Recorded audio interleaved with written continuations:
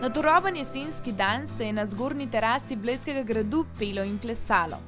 Manjkal ni niti kakšen kozarček žlahtne kapljice, seveda vse v čast svetega Martina.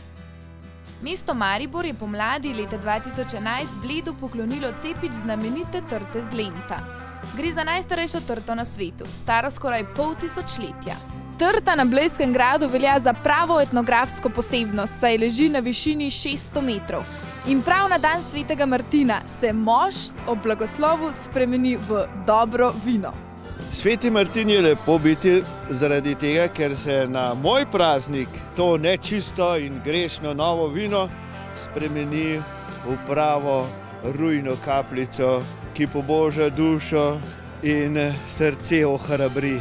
Praznik svetega Martina pa sega daleč v čas pred našim štetjem. Imamo Gutenberga, ki je izumil način tiska s prešo.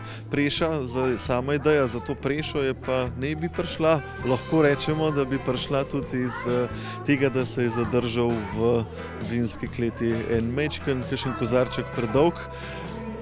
Oziroma je bilo to lahko dobro, ker ne bi dobil mogoče pa tam idejo za prešo, da jo predela na ta način, da tiska znova, ne samo da je za stiskati grozdje, pač da se lahko tudi tisne črke na papir. Če to drži, sicer ne vemo, a vemo, kako pomembno je ohranjati tradicijo in stare običaje. S kulturnim programom in dvojezično predstavo so na gradu za vse obiskovalce pripravili Martinovo popotovanje skozi čas. Člani Kulturno-umetniškega društva Bled so pri prireditvi sodelovali že 3. leto. Oblečeni smo v tradicionalne obleke iz blejskega okoliša iz 19. stoletja. Narejene so v bistvu po starih fotografijah, čiste replike in plesali smo pa tudi danes same gorenjske plese oziroma plese iz Bleda in okolice. Martinovo uradno praznujemo 11. novembra, a smo praznovanje v zadnjih letih podaljšali kar čez cel Martinov teden. Martinovanje na Blejskem gradu pa je posebno še zaradi nečesa drugega. To je povezano z festivalom Oberkrajnarji, Avsenikom, ki je lepa muska, dobro vino, dobra pijača, dobro jedi, pa še mečken se zabavajo. In med obiskovalci smo ujeli tudi Oberkrajnarje, nastopajoče na narodno-zabavni hit paradi.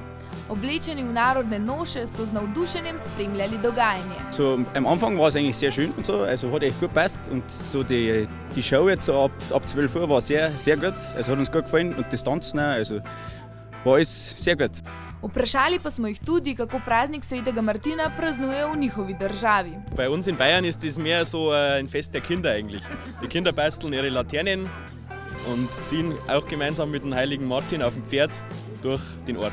Kako pa Martinovo praznujejo drugi obiskovalci? Martinovo je itak nek običaj, ki ga pravzaprav vsi Slovenci zmerom praznujemo. Če ni gusije, pa kokoška, pa mlinci so, pa rdeče zelje je, pa mlado vino je, pa tako naprej. To so te stvari, ki najbrž ljudi po svoje pretegujejo kot običaj. Ja, nič posebnega, gremo na kakšno pijačo, kakšen kozarc vina spijemo, se malo poveselimo, da se podružimo, da je dobra družba. To je pa glavna zadeva. Dobre družbe, hrane in pijače tako ni manjkalo. Na gradu, kjer je posajena potomka najstarejše trte v Sloveniji, z Lenta, in pa na našem gradu, kjer imamo tudi grajsko vinsko klet, da je to dogodek, ki na naš grad tudi paše.